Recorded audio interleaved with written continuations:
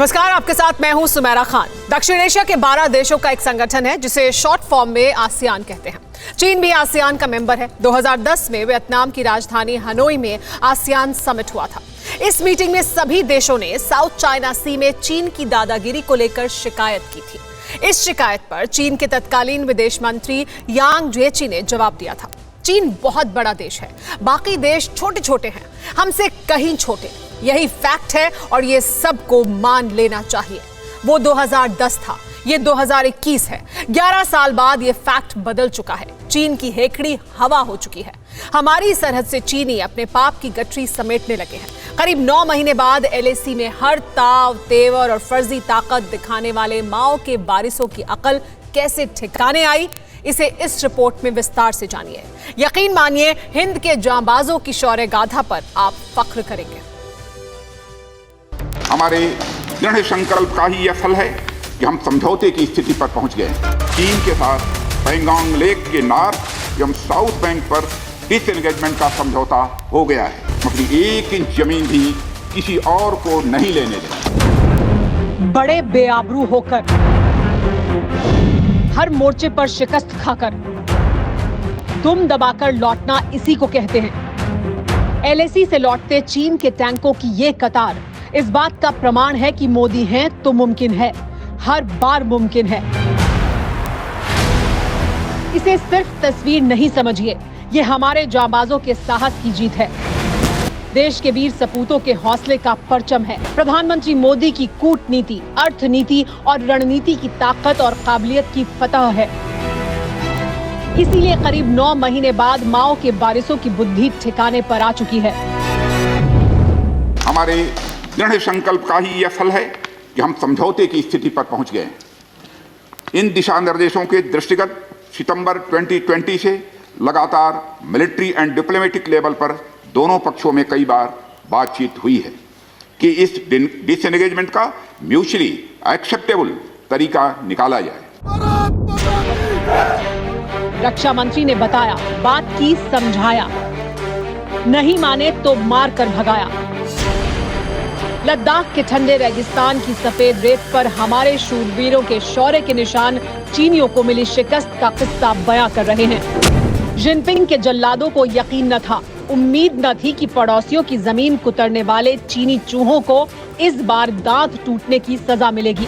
अब बाजी पलट चुकी है, फैसला हो चुका है, चीन की अति का अंत समझो हो ही चुका है। फ्रिक्शन क्षेत्रों में डिसएंगेजमेंट के लिए भारत का यह मत है कि 2020 की फॉरवर्ड डिप्लॉयमेंट जो एक दूसरे के बहुत नजदीक है, वे दूर हो जाएं और दोनों सेनाएं वापस अपनी अपनी अस्थायी एवं मान्य चौकियों पर लौट जाएं। गलवान में चीनियों को मिले सबक के बाद जिनपिंग के शागिर्दों ने लाख साजिशें की, घुसपैठ की कोशिश की, ताव दिखाया, तेवर दिखाए, 1000 बार फर्जी हथियारों की नुमाइश की। लेकिन जब हर चाल नाकाम हुई तो चीनियों ने अपने पाप की गठरी समेटना ही मुनासिब समझा।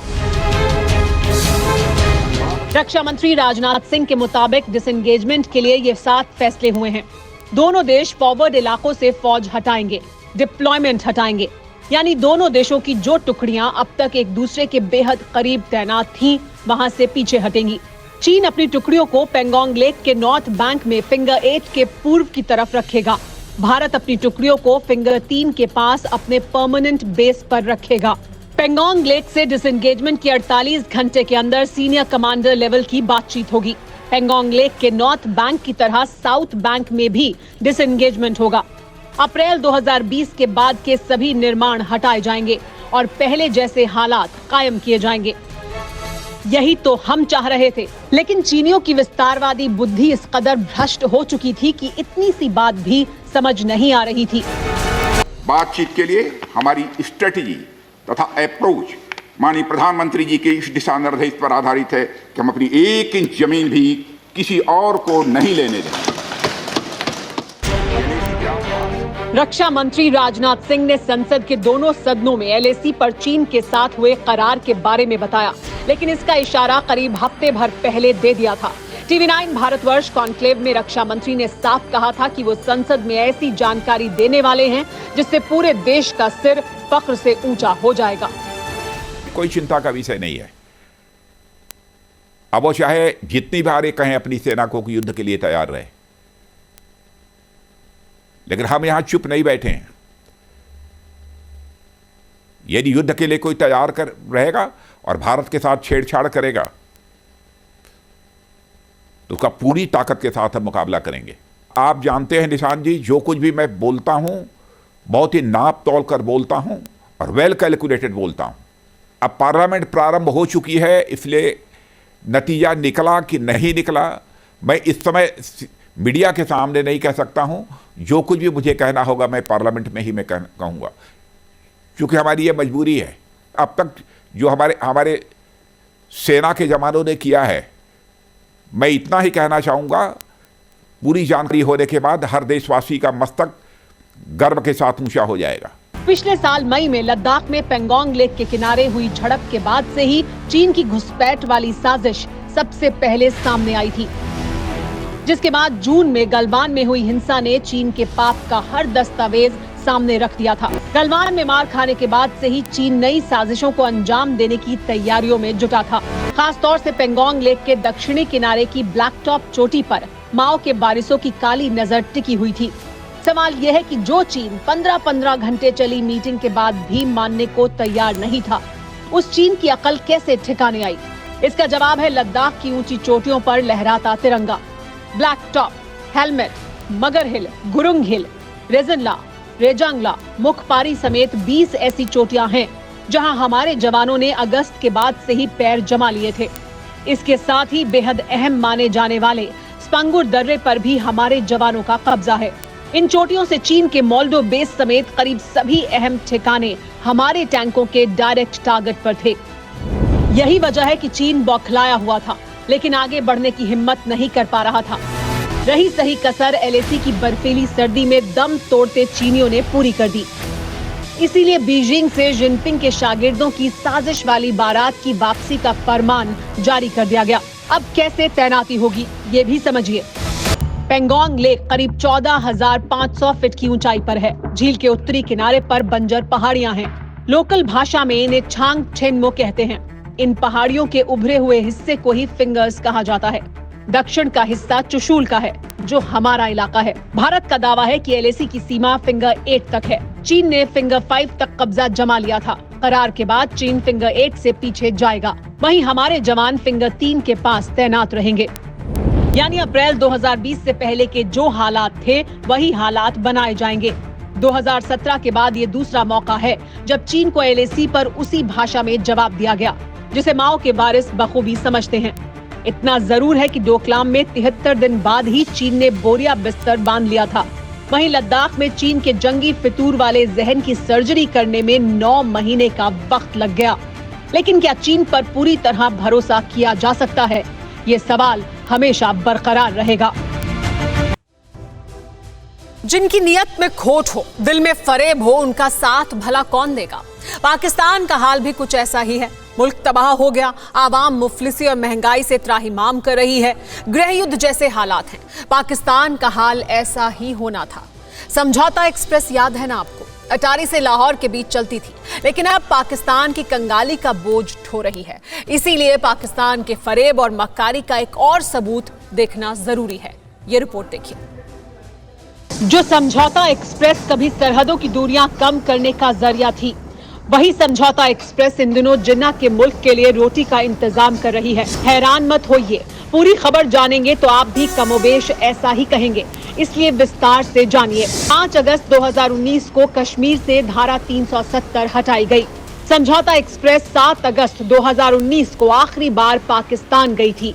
8 अगस्त 2019 को समझौता एक्सप्रेस को पाकिस्तान ने बंद कर दिया था।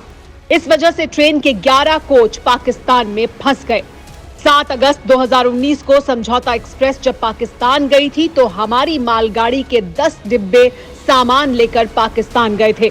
अब पाकिस्तान 1.5 साल से हमारी रेल के 21 डिब्बों का इस्तेमाल कर रहा है।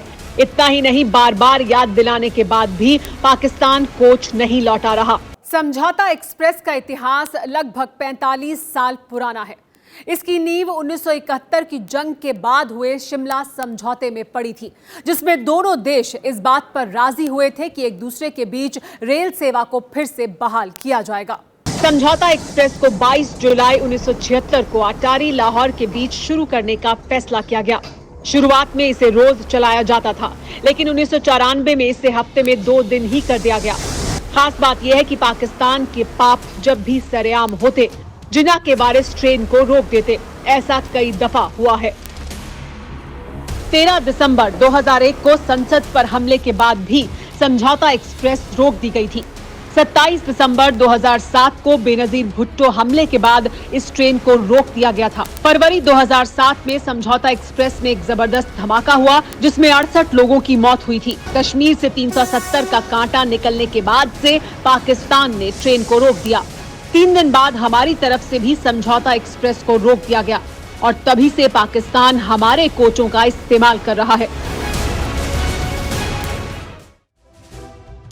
अंग्रेजी में एक कहावत है, as you sow so shall you reap, यानी जैसा बोओगे वैसा ही काटोगे। दहशतगर्दी की खेती करने वाले पाकिस्तान पर यह कहावत बिल्कुल सटीक बैठती है। लेकिन तरक्की पसंद मुल्क न्यूजीलैंड से भी एक बेहद हैरान और परेशान करने वाली खबर सामने आई है। न्यूजीलैंड की संसद से एक नेता को सिर्फ इसलिए बाहर कर दिया गया क्योंकि उन्होंने नेकटाई नहीं पहनी थी। माओरी जनजाति के नेता ने यह कहते हुए टाई पहनने से इनकार कर दिया था कि टाई गुलामी का प्रतीक है। बार बार रोकने के बावजूद भी जब आदिवासी सांसद जिद पर अड़े रहे तो स्पीकर ने उन्हें सदन से बाहर निकाल दिया। न्यूजीलैंड की संसद को दुनिया की समावेशी सांसदों में से एक माना जाता है। देश की संसद में कुल 120 सीटें हैं, जिनमें से आधी सीटें महिलाओं के लिए आरक्षित हैं। न्यूजीलैंड की संसद में सवाल पूछते वक्त सांसदों का टाई पहनना जरूरी है, तो संसद की कार्यवाही देखने आने वाले लोगों के लिए भी ड्रेस कोड है। लेकिन इस फैसले को लेकर न्यूजीलैंड में विवाद गहरा गया है। वैसे हमारे देश में भी खास मौकों पर टाई पहनने का चलन है। माना जाता है कि नेक टाई न सिर्फ लुक को बदलती है, बल्कि एक किस्म का कॉन्फिडेंस लेवल भी बढ़ा देती है। क्या वाकई ऐसा है? आप जरूर सोचिएगा, क्या नेक टाई इतनी जरूरी है? खैर, परवादेश की में आपसे फिर मुलाकात होगी। फिलहाल मुझे इजाजत दें। नमस्कार।